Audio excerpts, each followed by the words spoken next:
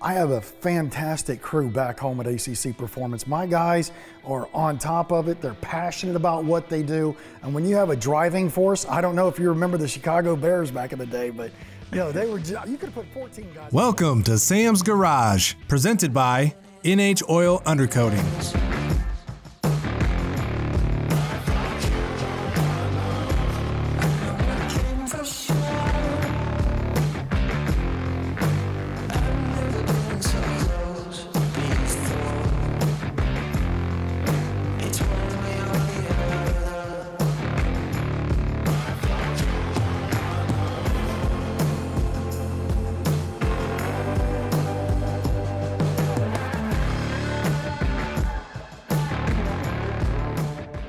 On this episode of Sam's Garage, Sam and Kevin Ford install a new winch on the Jeep TJ Rock Crawler. Then Sam and Doug Harris cover the specs on the bottom end of the new engine for the Alpha 1 GTO. Special guest Bob Douglas from Rod End Supply helps Sam with some maintenance on his Infiniti. Lastly, Nelson Gill and his daughter Nora walk us through the process of installing a torque converter on a transmission.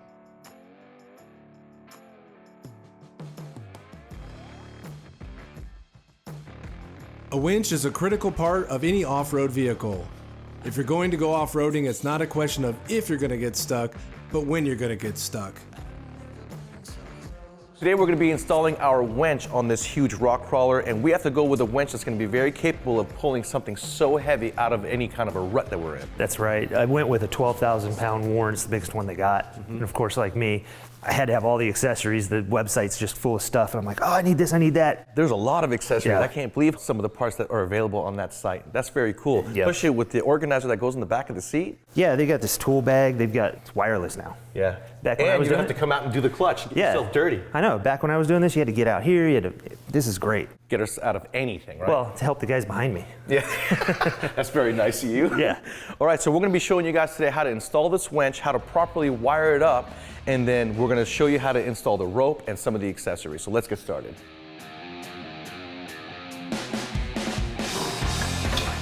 So, obviously this isn't the bumper, and this isn't permanent, but we need to see where this is going to land, where our cables are going. Anytime you're in the mock-up phase, that's exactly what you're doing. You're mocking everything up to make sure you want it where you want it, it's going to work where it's at. Yeah. Then you finalize everything. Yeah, and this, I mean, you can get these winch plates pretty cheap. It helps stabilize it. So we got to put the nuts right here. In the winch hole? Yeah, they got to go in here. The winch comes with everything you need. This is the Platinum series, so it's got all kinds of cool upgrades like that wireless remote. Yeah. And then it's also got the synthetic rope. And when you do that, you got to run a Haas Fairlead. It comes with a Haas Fairlead, but I had to get the upgraded Nicer version. one, of course. That's why they make them. So this is another thing about when you're putting your winch with the bumper. This should come down just a little bit, but we don't want to block too much on our airflow. Absolutely. It's also why it was important for you to get that giant Flex-Lite in there. Giant Flex-Lite with a giant fan that's going to work. You were talking about how the shroud came off the surface of the radiator so much, and that's because the motor's so powerful and big. Yeah. So we know we got plenty of cooling with that Flex-Lite setup. Yeah. And I was thinking about, we'll probably come in here, give ourselves Do a little shroud, get the air Yeah. from escaping. Very smart. Good idea.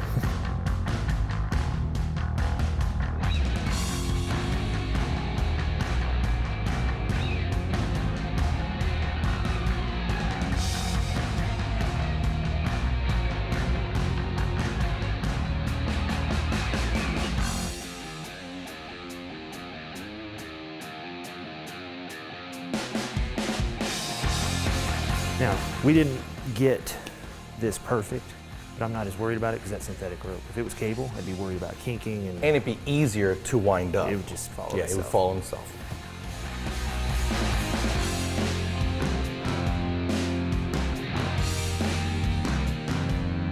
I couldn't resist.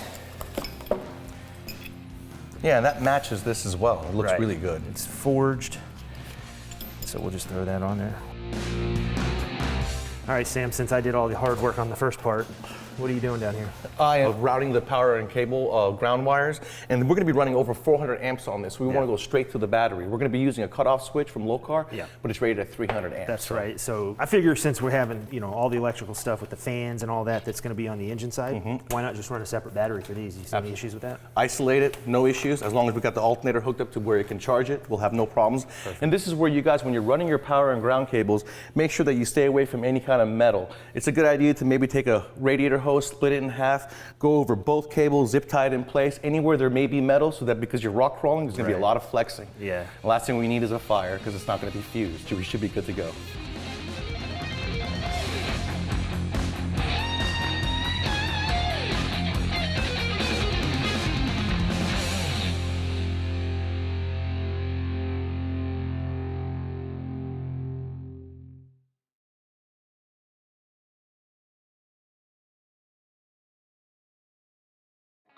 Welcome back to Sam's Garage, presented by NH Oil Undercoating.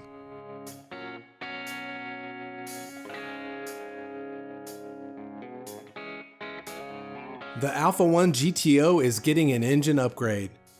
In favor of the stock engine, Doug decided to go with some American V8 muscle. The Ford 302 engine has been stroked to a 347. Fun fact, this engine actually belonged to Doug's brother, so he'll be reminded of him every time he presses on the throttle. Well, we've gotten to the exciting part of our build, and that is putting together the engine. We got ourselves a 302 stroked out to a 347. And anytime you guys are putting aluminum heads on a Ford 302, the heads are always going to be bored out for a 302 or a 351 Windsor. So you're going to have bushings if you're using factory heads. Or in Doug's case, he went to a bigger bolt, a half-inch bolt, so we don't need the threads. The heads are already got holes for them. Yeah, the other thing when you're stroking the motor like we did here, it's real important that when you do the stroker and they're doing the machining for your block, that they notch everything out, because being stroked, as it goes all the way around, the clearances are a lot tighter, and you have to notch the blocks in order for the rods to clear and for the pistons to operate properly. Otherwise, you're going to have some interferences. Absolutely. And then when you're putting the crankshaft in, make sure you use a lot of assembly lube. Make sure that if you're using aftermarket bearings to read the instructions, because sometimes the bearings will have 3 grooves, sometimes they'll have 2 grooves, and it'll tell you whether those 3 or 2 grooves are going to be at the timing chain or they're going to be at the flex plate. So it's very important to read that, or you will destroy your crankshaft. And then when you're doing your ARP bolts and you're using your ARP lube, it's very important that anywhere there's friction, which is the threads, the bottom portion of the washer onto the surface of the cap, and the bottom surface of the bolt onto the washer, you want to make sure that you have assembly lube on all those items so that you get a proper torque and no friction is going to get in your way. Yeah, and also when your block is bare, go ahead and chase all your threads.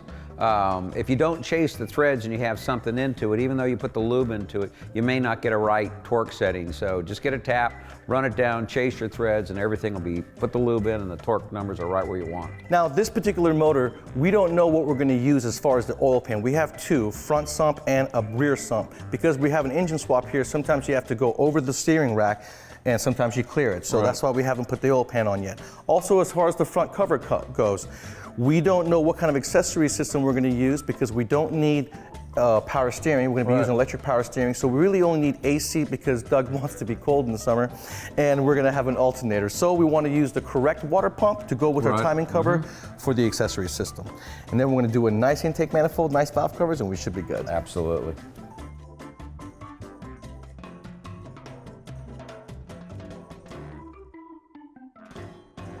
Now I had my very trusted machine shop I've been working with for 25 years do all the clearancing and spec this motor out for us to be able to reassemble here with no issues. If you don't have that and you're doing this at home, there are some things you need to know. And you have to make sure you have the right tools. So let's just say you pull a motor down at home and it doesn't go to a machine shop and you want to check it. You're going to need to have a set of micrometers and this so you can measure the crankshaft. You're also going to need tools here to measure the bores, and you use the micrometers with that. Or if you have veneer calipers, and with calipers you can once again ahead and measure everything out, because you want to go ahead and check all of your clearances from your crankshaft to your rods to your bearings to you know exactly where you're at. If you don't have those things, and you want to do some checking, that's where Plastigauge comes in. They've got them anywhere from 0 to 3, up to 6, and even blue, it goes up to 10. So you want to take this, you take a piece of it, put it across the journal, put your rod cap down or your main cap down.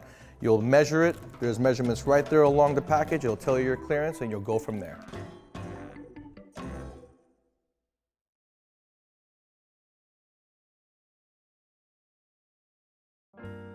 Welcome back to Sam's Garage, presented by NH Oil Undercoating.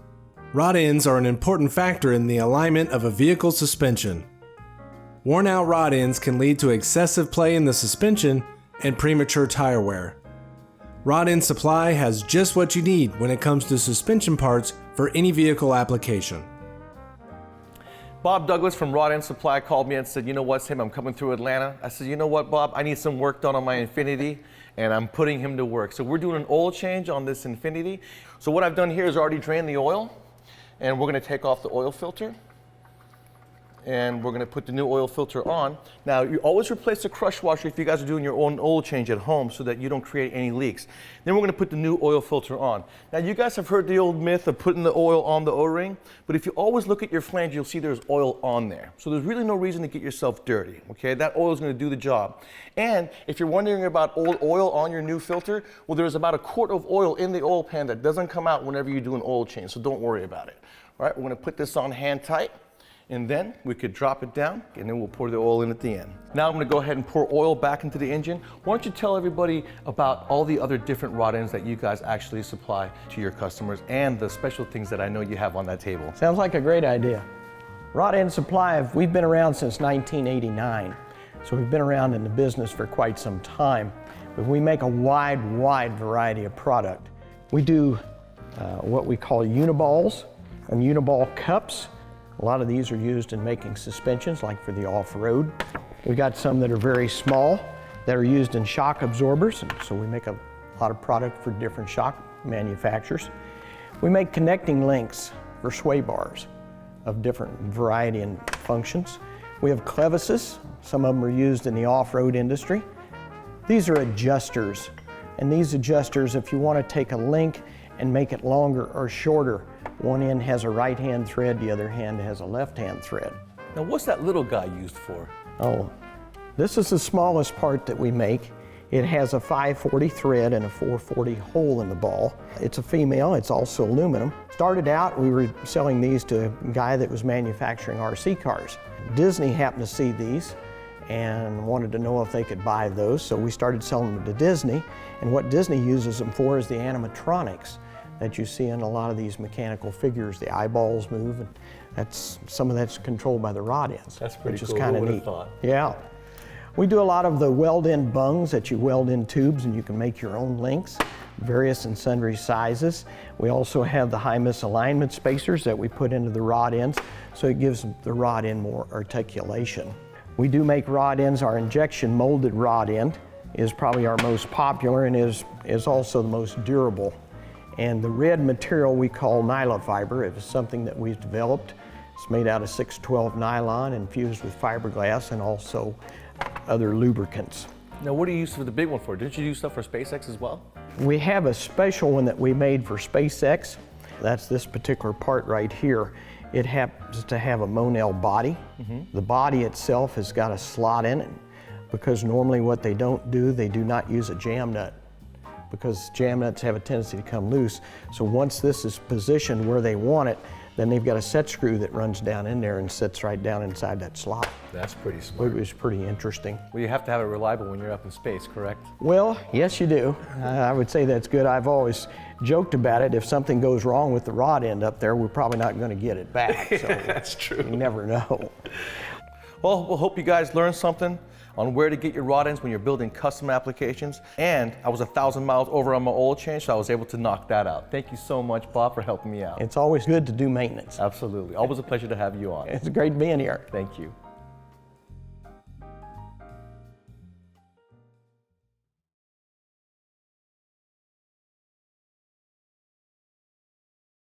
Welcome back to Sam's Garage, presented by NH Oil Undercoating. Well, we're going to have Nora show us how to put one of these torque converters together on the actual transmission that we're putting into the car, right? Yep. let's get started. All right, Nora, let's show the world exactly how this torque converter gets assembled in a transmission. I'm gonna hold the transmission, okay? This is the impeller hub. This is the top. Now we can also control a lot of it. This is what's actually going to slide into the front pump gear. This is the impeller hub. Now we have a stator. Now these things are precision welded to hold less than 5/1000ths of 1/8 inch on both sides. So that's like 2.5 thousandths of 1 inch. Now we have to control the stators as we're putting them on this sideways like this with the bearings. We actually stack these up in a proper way. These bearings are put on here within 500ths of a thousandths. So as you can see, the fitment is just incredible right there, where it only has about 30 thousandths, 40 thousandths sticking out, but it's equivalent to where this bearing sits. So now we're gonna go on with the turbine. Now that's much more of a snugger fit because of the O-ring. That's a thick O-ring that the 4L80s have on this right here. So you've got this right here. Now that's just enough to pull it back and meet the flex plate with the proper spacing. Every single one of our torque converters are stacked out on a transmission to ensure fit and fitment, to make sure these things are going to go in there right. Okay, Nora, and this is the front cover in the bottom where this piston is going to line up and put your lockup on. Now this isn't going to stay on there too well, but this is how this would go on so that you can see how that works. Normally it's all welded together. Thank you, Nora. You've done an awesome job. Absolutely did a great job. Now, let's put the real torque converter in this transmission and put it in the Cadillac. All right, so what we're gonna do is you always wanna put a little bit of fluid inside the torque converter. It's not gonna take a whole bunch. Give it a second to kind of go down through the torque converter a little bit. That way, when you put it in, you start the transmission before the oil gets there from the pump, it won't be dry.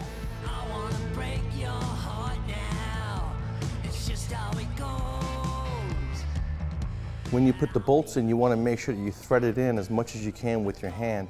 Maybe even push the torque converter through the flush with the flex plate so that you don't have a bolt whose head is stuck out too far.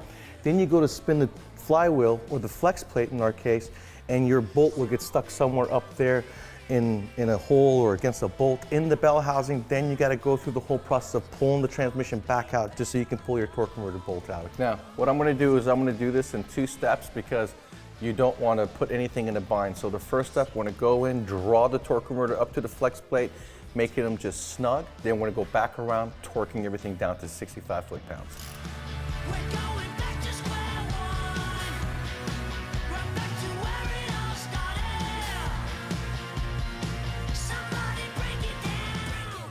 I put a mark on a position of 1 bolt so that I know when I come back around, when I see that mark again, I've tightened all 6 of my bolts. Some torque converters have 3, some have 6.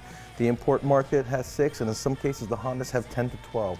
So you don't want to mess that up and forget you tighten one. Put a mark, that way you got that as reference.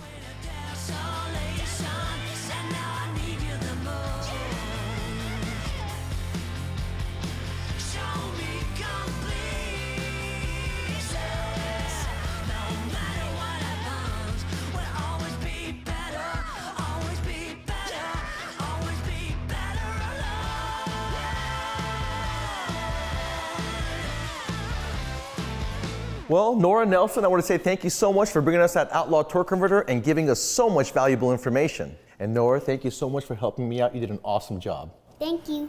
It's been a great time up here, man, and we can't really wait to see this thing come up to our 2nd annual Boss Hog Torque Converter Car and Truck Show in Muscle Shoals, Alabama. August of 2021, you guys better be there.